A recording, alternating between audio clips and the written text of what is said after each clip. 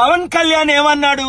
జనసేన పెట్టింది ప్రజల కొరకే, మీ కొరకే, న్యాయం కొరకే ఫైట్ చేస్తానన్నాడు. అవినీతి పరుడని మీకు చెప్పాను కదా. 21 ఎమ్మెల్యేలు తరపున ఒక ఎమ్మెల్సీ సీట్ ఉంటే లక్షల మంది కష్టపడిన వాళ్ళకి ఇస్తున్నాడా? కోట్ల రూపాయలు ఖర్చు పెట్టిన నాయకులకు ఇస్తున్నాడా? ఇది కేవలం అవినీతి కుటుంబ పార్టీ అని చెప్పాను. ఇప్పుడు వాళ్ళ అన్న అయిన నాగబాబుకి హైదరాబాద్ లో ఉన్న యాక్టర్కి తీసుకొచ్చి మనలందరినీ తాకడ పెడుతున్నాడు. జన సైనికులారా, ఆయన మారడు, మీరు మారొద్దా? బయటికి రండి, ప్రజాశాంతి పార్టీలో చేరండి. ఈ కుటుంబ కుల అవినీతి అగ్రవర్ణ పార్టీలకి గుడ్ బై చెప్దాం.